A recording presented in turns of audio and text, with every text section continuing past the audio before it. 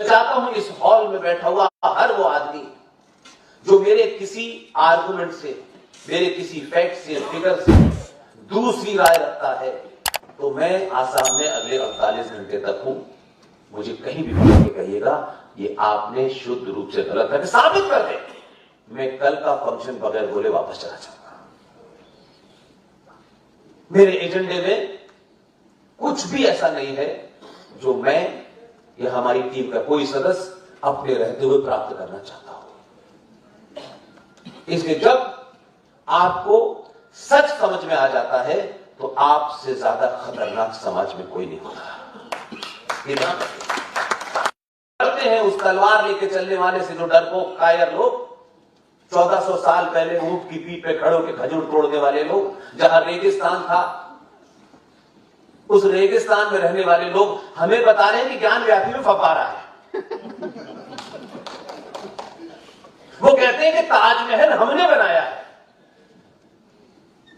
एक टूटी दीवार नहीं मिलेगी अफगानिस्तान से लेके पूरे अरब में, लेकिन ताजमहल उन्होंने बनाया है। 2-4 ताजमहल दिखाएं कहीं अरब में बन रहे हो। इसे कहते हैं झूठे नैरेटिव को चलाना।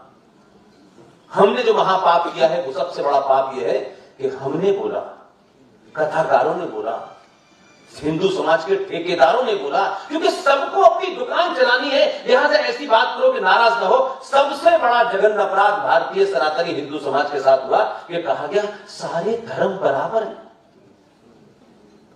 जरा 2 बार सोचिएगा, दोहराइएगा अपने मन में कि सारे धर्म बराबर हैं। ये दुनिया का सबसे बड़ा झूठ है। और आप क्यों कहते हैं? मैंने कहा ना कि कायर यानी जो आदमी डरपोक होता है, लालची होता है, ये साइंटिफिक तरीके से बता रहा हूं मैं।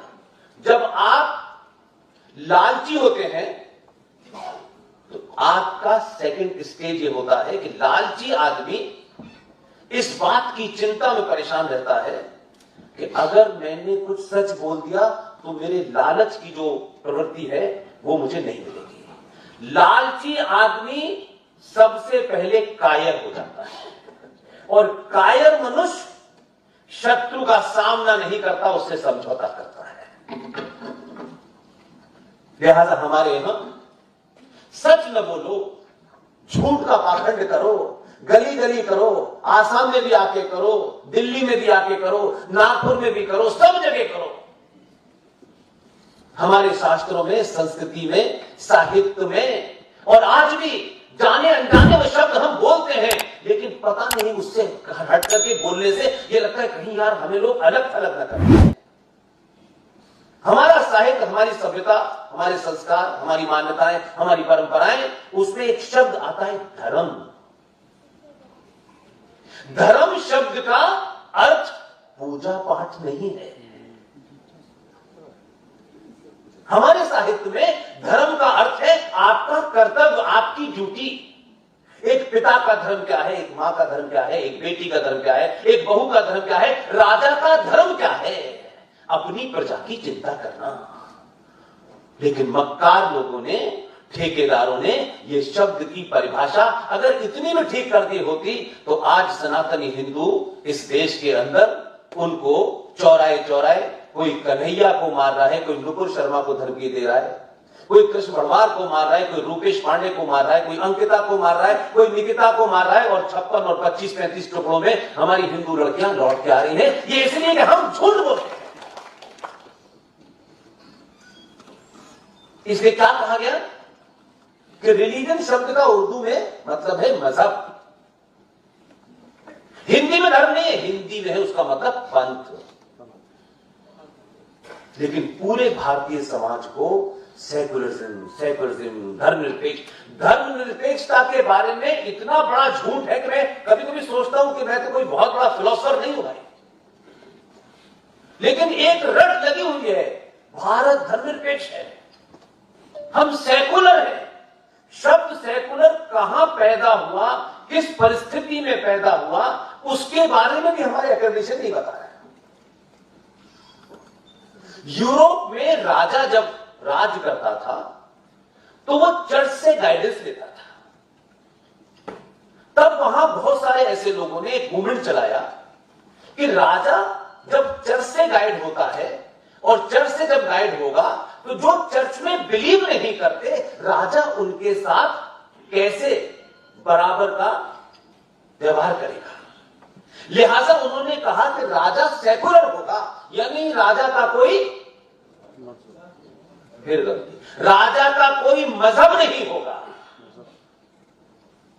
राजा का अपना कोई मजहब नहीं होगा, इसलिए राजा को हमने सेकुलर बनाया। फिर हमारे यहां पे, और जब उसकी परिभाषा हमारे यहां दी गई तो महान एक विद्वान थे, जब शुरू में दिल्ली में पत्रकारिता करने आया, तो जब आप शुरू में आते तो दिल्ली में आपके सीनियर आपको बहुत भगाते, यहां चले जाओ वहां चले जाओ। उस जमाने उनसे मुलाकात हुई, उस जमाने मुझे इतनी सारी बातें नहीं पता थी, लेकिन वो बात मेरे आज तक अटकी रही, वो अब नहीं है जीवित। उनका नाम था LM सिंघवी साहब।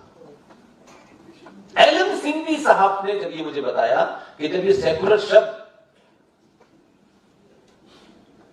जिस वक्त में ये डिबेट हो रही थी कॉन्स्टिट्यूंट असेंबलीज की, उस वक्त भी इसके बारे में कुछ लोगों ने कहा कि सेकुलर शब्द जो है भारत को होना चाहिए, तो उसमें बहुत सारे लोगों ने विरोध किया। उसमें अयंगर जी भी थे, उसमें पटेल जी भी थे, उसमें अंबेडकर भी थे।